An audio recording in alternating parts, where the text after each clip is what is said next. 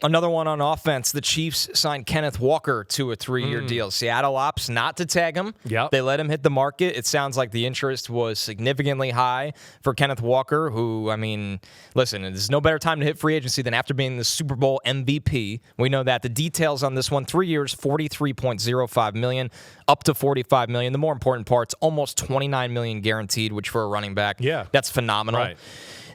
I'm fascinated by this one, Chris, because the Chiefs feel like we saw the McDuffie trade. They're going to let some really solid defensive players walk in free agency. Yeah. They're retooling some of the offensive line. Patrick Mahomes is coming back from injury. They're doing some things that we haven't seen this version of Kansas City do. This approach, right? Right. Like, let's scale it back. We have a top 10 pick. We're going to get a really good player there. We're going to clear some money off the books. Yeah. We're going to retool. They're never going to rebuild with Patrick Mahomes. They don't need to. But this isn't a rebuild move. This is the retool move. Yeah. Like, now we could start working some of our offense through the run game. That's the kind of player Kenneth Walker is. I think so. We've talked about Kenneth Walker a ton the last few weeks.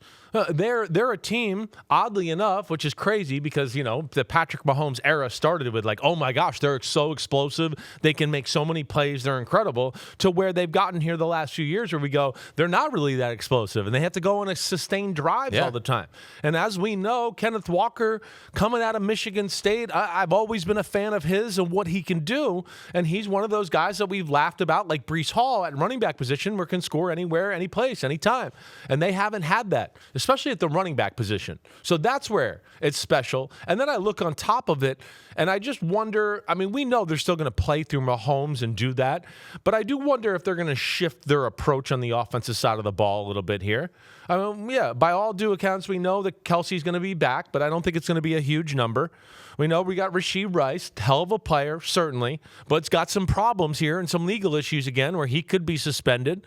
Xavier Worthy has been good, but I'm not ready to sit here and just go, oh, he's a bona fide slam dunk number one in the NFL. He's not a number two right now. He's a stretch three. Exactly right. So there you got that. So here's Kenneth Walker, now with Eric Bieniemy taking over. Their offensive line, oddly enough, here is becoming one of the strengths of their football team with what they got. Are they going to transition a little bit into, we're going to be a little bit more of a running football team, or at least have more game plan schematics in the run game? The Chiefs in general the last few years have been one of those teams that sometimes they just go, they're just not enough there in the run game. It's inside, outside zone. They have one play where they pull the guard, but it's like that's all they do. It's like they have 3 run plays. There's not much like imagination or creativity with it. Will they change? I mean, I'd like to see that. But yeah, they're in a little bit of, like you said, a retooling process. You lose McDuffie, trade him, so you get 2 first-round picks. Right. And we know they believe in their ability to draft, which they should.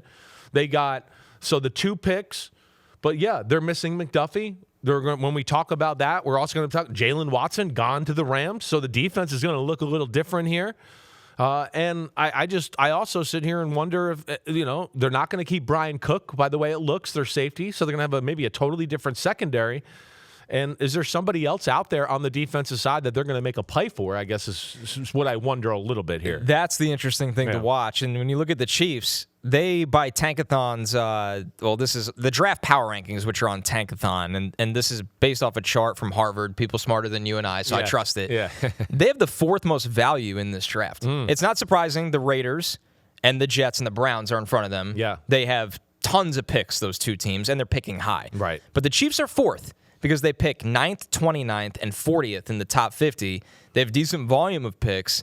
Like you said, Chris, like they're going to find ways to kind of build this thing up also through the draft and kind of change their team by free agency. This is the start of it. Yeah, this is the start of it. This is going to be a new little era here. It's almost like I kind of compare it to like we saw New England with Brady have the first phase of his era, hurt his knee. Yeah. Right? And then it started a second phase. And I kind of feel like it's kind of ironic that, it feels the same way, oddly enough, with Mahomes. Like, he won 3. Yeah, he lost 2. He's one of the greatest of all time. We know that. Hurts his knee. Going to come back motivated.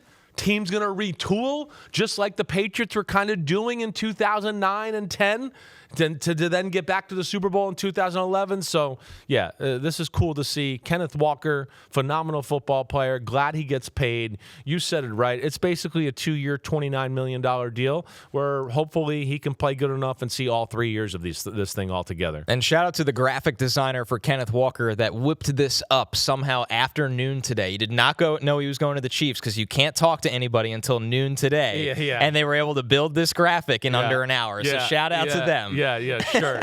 I'm sure he didn't know. I was wondering, and I really went into the day going, I wonder if the Giants were going to sign Kenneth Walker. A lot of noise around it. I thought there might be that. I thought that maybe the Chiefs would be relegated to going to like Travis Etienne. And now he's still out there. I don't know if the Giants will pivot to that because I think Etienne's a hell of a player. We talked about him the other day. I kind of put him on my under-the-radar thing, not because he's an under-the-radar player, but I just felt like, damn, for his quality, a good player he is. Nobody was talking about him. No, they don't. He doesn't get a lot of buzz. Breece Hall and Kenneth Walker kind of hijacked the running back conversation here. So, but rightly so. It's Super Bowl MVP going to a team we've seen in the Super Bowl a whole lot in the Chiefs. Yo. Thanks for watching, homies. We are now in the NFL season here on Chris Simms Unbuttoned. Hit subscribe to get our weekly picks, game recaps, film deep dives, and much, much more. Thanks again for watching. Subscribe, rate, review. Peace out. You know where to find us.